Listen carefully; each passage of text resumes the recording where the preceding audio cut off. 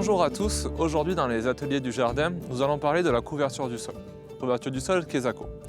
Tout simplement, quand on arrive à la fin de sa production, en automne, on libère le sol comme ici.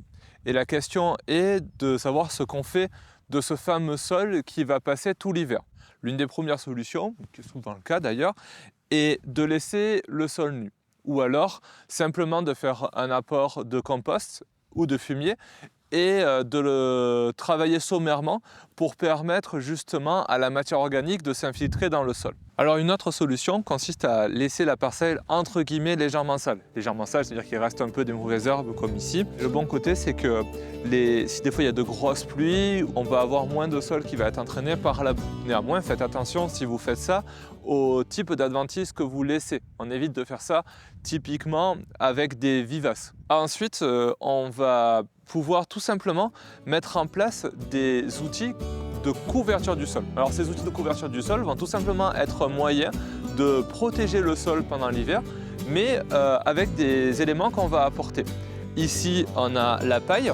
Si vous mettez de la paille en hiver et que vous l'incorporez ensuite, il est très important que l'amendement que vous ferez l'année qui suit, en fait, soit plus chargé sur les éléments fertilisants et notamment l'azote pour éviter un phénomène qu'on appelle la fin d'azote. On va retrouver ensuite juste ici ce qu'on appelle les toiles. Si des fois vous avez libéré votre parcelle un peu tôt, ça va par exemple libérer l'enherbement. Vous pouvez aussi l'utiliser au printemps, vous préparez votre sol, vous le mettez dessus et par l'occultation, ça permet de tuer les mauvaises herbes qui ont commencé à se développer et notamment de pouvoir réserver votre sol si vous plantez plus tard. La dernière technique qui va être utilisée est l'utilisation des engrais verts ou des couverts végétaux, Kesako. Il s'agit tout simplement, si des fois vous libérez votre parcelle en septembre, par exemple vous avez mis des tomates, vous avez eu une première gelée en mi-septembre, les tomates meurent forcément, et votre sol va se retrouver libre pendant toute la période automnale, jusqu'en novembre.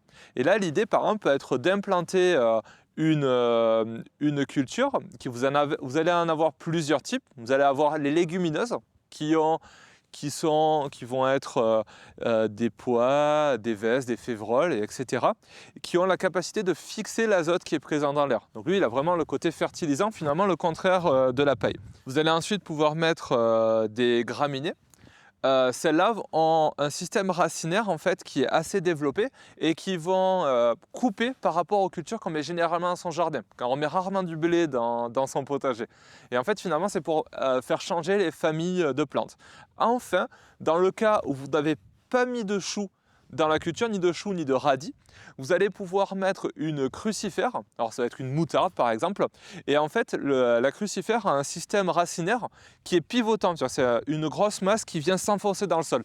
Et ça va avoir un profil intéressant de décompaction de votre sol. Et en fait à chaque fois, ce qui est important quand on fait changer ces espèces, c'est de pouvoir amener des éléments différents.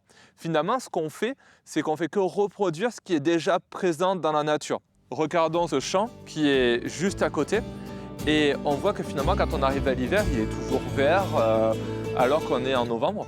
Et à partir de là, en fait tout simplement parce que les plantes elles continuent à se développer dessus, elles continuent à vivre dessus. C'est l'idée de ne pas laisser en fait son sol nu pendant une longue période, exactement comme la nature ne laisse pas son sol nu pendant une longue période. Ensuite, ne vous inquiétez pas, si vous avez fait une culture que vous avez récoltée tard, en novembre, et que le sol est nu, à ce moment-là, inutile de planter un engrais vert à ce moment-là. Nous avons donc revu un peu les techniques ici qu'on appelle de couverture de sol avant l'hiver. On remarque que ces couvertures, finalement, elles sont de beaucoup de types. Des fois, elles consistent à rien faire, ce qui est toujours agréable quand même. Parfois, rapporter un élément en plus, rapporter une bâche, semer. Quoi qu'il arrive, il s'agit de techniques qui évoluent. N'hésitez surtout pas à en parler autour de vous, en parler avec les autres jardiniers qui sont autour de vous. Et c'est comme ça qu'on continue à pratiquer, à développer ces techniques et à préserver la ressource qui est certainement la plus importante, tout simplement le sol. Je vous donne rendez-vous la semaine prochaine dans un nouvel atelier du jardin.